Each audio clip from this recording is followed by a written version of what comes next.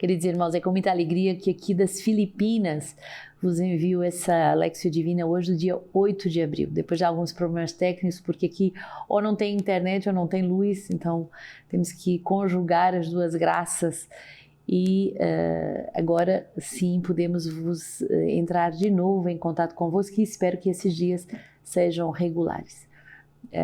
Aqui as Filipinas é um país apaixonante pela bondade, pela ternura das pessoas, um povo maioritariamente católico e muito sedento da palavra de Deus, um povo humilde, um povo sedento das coisas de Deus, e tem sido muito intenso esses primeiros dias da nossa fundação.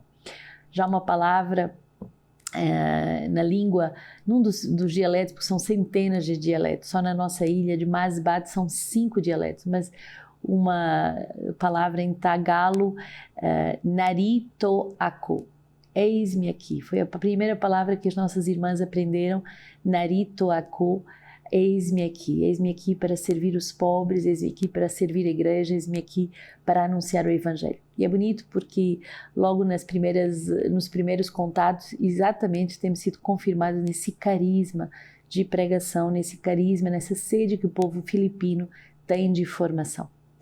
Para darmos continuidade ao nosso livro de vida, hoje a regra de vida é o número 132, que vai nos falar sobre o julgamento da consciência. A consciência é em nós um dom e um instrumento de Deus ao serviço da verdade, para que sejamos iluminados pela verdade. Presente no coração da pessoa, a consciência moral leva, no momento oportuno, a fazer o bem e a evitar o mal. E também julga as opções concretas, aprovando as boas e denunciando as más. Ela atesta a autoridade da verdade em relação ao bem supremo, pelo qual a pessoa humana se sente atraída e cujos mandamentos acolhe. Quando presta atenção à consciência moral, o homem prudente pode ouvir Deus a falar. Temos necessidade de pureza no julgamento por causa da nossa consciência falseada e deformada pelo nosso pecado pessoal e também pelas estruturas de pecado presentes na nossa geração. Atos 24:16, eis porque também eu me esforço por manter uma consciência irrepreensível constantemente diante de Deus e diante dos homens. Nas nossas relações humanas, a pureza de consciência é fator de paz. Romanos 9:1, digo a verdade em Cristo, não minto, e disto me dá testemunho a minha consciência no Espírito Santo. 1 Coríntios 8:7, e a sua consciência que é fraca mancha-se. Por isso precisamos de uma purificação e de uma educação da nossa consciência, suja e enfraquecida pelo pecado. 1 Coríntios 8:12, pecando assim contra os vossos irmãos e ferindo-lhes a consciência que é fraca, é contra Cristo que pecais. 1 Timóteo 4:2, por causa da hipocrisia dos mentirosos que têm a própria consciência como que marcada por ferro quente. Cada um de nós tem uma responsabilidade pessoal na formação e na guarda da sua consciência.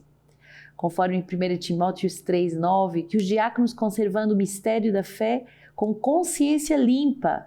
1 Timóteo 1:19, com fé e boa consciência, pois alguns rejeitando a boa consciência naufragaram na fé.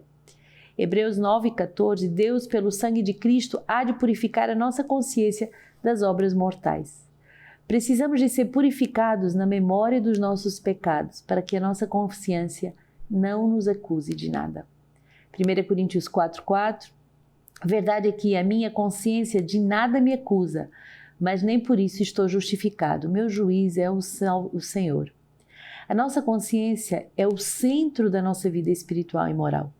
A teologia nos ensina a distinguir a consciência psicológica, que é a presença do sujeito ao si mesmo, sem referência a uma lei moral, da consciência espiritual, onde cada um pode ter um julgamento moral sobre a honestidade da sua ação concreta em conformidade com a lei e com a vontade de Deus.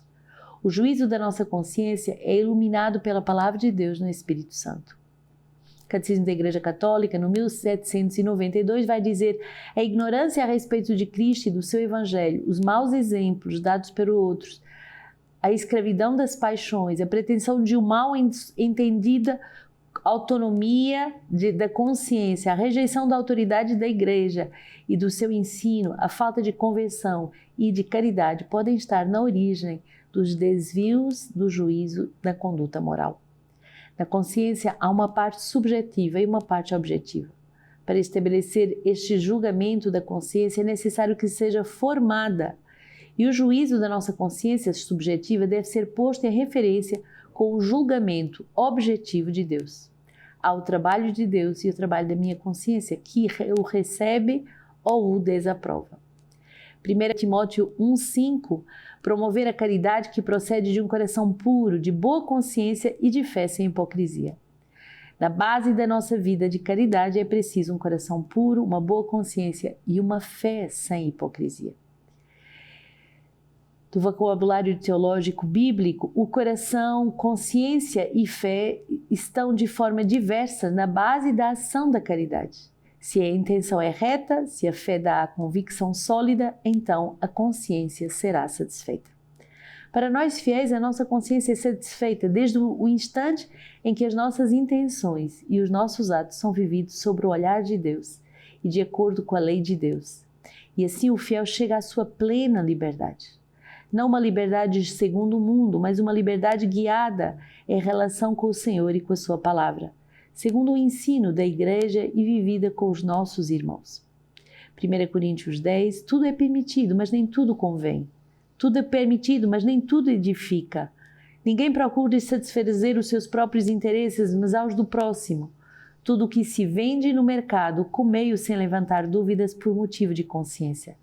Mas se alguém vos disser, isto foi oferecido em sacrifício, não comais por causa daquele que vos advertiu e por motivo de consciência. A consciência dele não vossa, porque a minha liberdade haveria de ser julgada por outra consciência. Se tomo o alimento dando graças, por qual seria eu censurado? Por causa de alguma coisa de que eu dou graças. Por caridade, sejamos atentos à consciência dos nossos irmãos. Entende-se que todos temos a ciência, mas a ciência incha e a caridade edifica. 1 Coríntios 8:1. Romanos 14:21. É bom se abster de tudo o que seja por causa de tropeços, queda ou de enfraquecimento do teu irmão. 1 Coríntios 8:12. Pecando assim contra os vossos irmãos e ferindo-lhes a consciência que é fraca, é contra Cristo que pecais. Na nossa vida comunitária e nas nossas missões, estejamos atentos a esta lei da consciência, inscrita no coração de cada homem, mesmo no dos pagãos. Conforme Romanos 2:12-16. Portanto, todos aqueles que pecaram sem lei perecerão. E todos aqueles que pecaram sobre o regime da lei serão julgados diante de Deus. Mas os que cumprem a lei serão justificados. Quando então os pagãos, não tendo lei, fazem naturalmente o que é prescrito pela lei. Eles, não tendo lei, para si mesmos são lei. Eles mostram a obra da lei gravada em seus corações, dando disso testemunho, sua consciência e seus pensamentos, que alternadamente se acusam ou defendem no dia em que Deus, segundo o meu evangelho, julgará por Cristo Jesus as ações ocultas dos homens. Catecismo da Igreja Católica, número 2039, não convém opor a consciência pessoal e a razão à lei moral ou ao magistério da Igreja. Esse número, que é um número muito denso, o número 132, é um número extremamente importante, porque vai nos explicar que cada um é responsável pela formação e pela purificação da sua consciência. Devemos submeter a nossa consciência, o nosso juízo de consciência ao julgamento de Deus, devemos nos submeter ao ensinamento da Igreja, devemos nos deixar formar e iluminar na nossa consciência e muitas vezes por querer ter uma certa autonomia ou por nos deixarmos influenciar por maus exemplos, podemos ter uma consciência adormecida, uma consciência que não vai produzir obras retas. A palavra de Deus está cheia de citações que justamente nos ajudam a entender que devemos ter uma reta consciência, uma consciência que não é hipócrita, uma consciência que não se combina com o mal. mas ao contrário, uma consciência que busca a vontade de Deus e que busca fazer aquilo que é reto, aquilo que é justo, aquilo que é bom.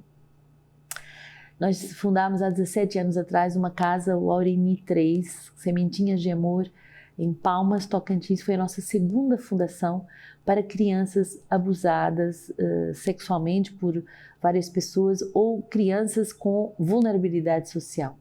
Crianças que estão em situação de grande sofrimento, porque justamente por falta de consciência, por uma consciência adormecida, por uma consciência não reta, pessoas, adultos ou jovens abusaram psicologicamente, com maus tratos, sexualmente, de tantas outras formas essas crianças. Hoje a comunidade celebra os 17 anos dessa fundação e com muita alegria queremos dar graças por tantos missionários que deram aí a sua vida. Eu lembro, eu tive também nesse início de fundação, chamávamos o Palacinho de tão pobre que era essa primeira casa na qual começamos essa obra de misericórdia. Irmã Terezinha, que hoje está em Belém, irmã Maria Marta, que hoje está na África, irmã Celina, que hoje está na nossa Casa dos Idosos. Então, impressionante, começar uma pequena semente com 3 irmãs, como aqui hoje nas Filipinas, e depois uma história santa ao longo de 17 anos. Agradeço por todas as equipes missionárias. Irmã Paulina, que depois sucedeu a irmã Terezinha, irmã Catarina, que ficou mais de 10 anos nessa casa, coordenando essa casa, tantas outras pessoas que passaram e hoje com a equipe atual que está ajudando, coordenando, servindo aos mais pequeninos, justamente por aqueles que, por causa de uma consciência não formada, feriram a inocência de tantas crianças. Que Deus seja louvado por todos os missionários, Deus seja louvado também por todos os benfeitores que nos ajudam nessa obra de misericórdia. E justamente hoje, nessa alegria de celebrarmos Santa Júlia Biliar, que é a fundadora dessas primeiras irmãs que evangelizaram nessa paróquia, temos a alegria de dar graças por esses 17 anos de trabalho missionário nesse lugar. Santa Júlia Biliar tinha uma frase tão bonita, ela dizia: como é bom o bom Deus, como é bom o bom Deus. Fazer a experiência do amor de Deus que cura, que salva, de verdade nos faz anunciar a sua misericórdia. Hoje as palavras de Deus são muito profundas. Jeremias 20, 10 a 13. Eu ouvi a calúnia de muitos, terror de todos os lados. Denunciai, denunciemo-lo. Todo aquele que estava em paz comigo aguarda a minha queda. Talvez ele se deixe seduzir. Nós o dominaremos e nos vingaremos dele. Mas o Senhor está comigo como um poderoso guerreiro. Por isso, os meus perseguidores tropeçarão. Eles não prevalecerão. Eles se envergonharão profundamente, porque não tiveram êxito. Uma vergonha eterna, inesquecível. O Senhor dos exércitos, que prescrutas os justos, que vês os rins e os corações, eu verei a tua vingança contra eles. Porque a ti eu expus a minha causa. Cantai ao Senhor, louvai ao Senhor, porque Ele livrou a minha vida, a vida do pobre, da mão dos perversos. O Senhor vem em socorro daqueles que são perseguidos e, sobretudo, com essa chaga terrível das calúnias. As calúnias para matar, as calúnias para criar uma cilada. E o Senhor, ao lado dessas pessoas, vai ser como esse valente, poderoso guerreiro. Pensamos que a nossa consciência seja muito bem formada para justamente nunca cairmos nesse terror de querer denunciar, querer levantar um falso testemunho e fazer com que as pessoas caiam na sua vocação. Ao contrário, estarmos do lado de Deus que defende, que protege a honra, a boa fama, que protege a vida dos justos.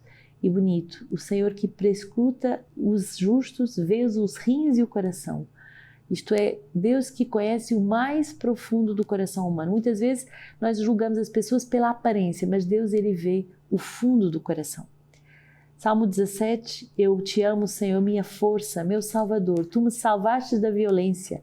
O Senhor é a minha força, minha rocha e minha fortaleza. Quem me liberta é meu Deus. Nele me abrigo, meu rochedo, meu escudo e minha força salvadora, minha torre forte e meu refúgio. Seja louvado, eu invoquei o Senhor e fui salvo dos meus inimigos. As ondas da morte me envolviam, as torrentes de Belial me aterravam, cercavam-me os laços de Sheol, as ciladas da morte me atingiam. Na minha angústia, invoquei ao Senhor, e ao meu Deus lancei o meu grito. Do seu templo, ele ouviu a minha voz. Meu grito chegou aos seus ouvidos. O Senhor é um Deus que escuta o nosso clamor, Ele escuta a nossa oração. E de verdade o Senhor é aquele Deus que é um salvador e que nos salva da violência. E as palavras podem ser extremamente violentas, as palavras podem ser extremamente destruidoras. Mas nesses momentos procuremos refúgio no Senhor. Permaneçamos bem unidos ao Senhor, bem unidos, aninhados no seu coração. João 10, 31 a 42, os judeus outra vez apanharam pedras para apedrejá-lo. Jesus então lhe disse: eu vos mostrei inúmeras boas obras, vindo do Pai. Por qual delas quereis lapidar-me? Os judeus lhe responderam: não te lapidamos por causa de uma boa obra, mas por blasfêmia, porque sendo apenas homem, tu te fazes Deus.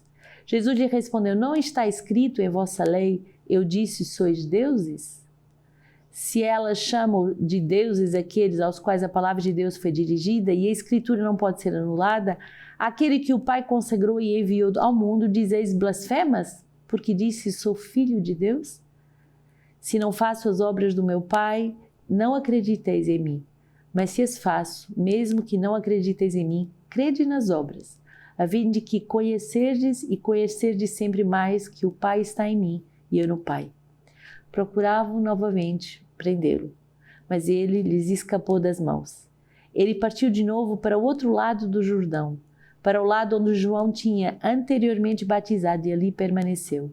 Muitos vinham a ele e diziam: João não fez sinal algum, mas tudo o que João disse sobre ele era verdade.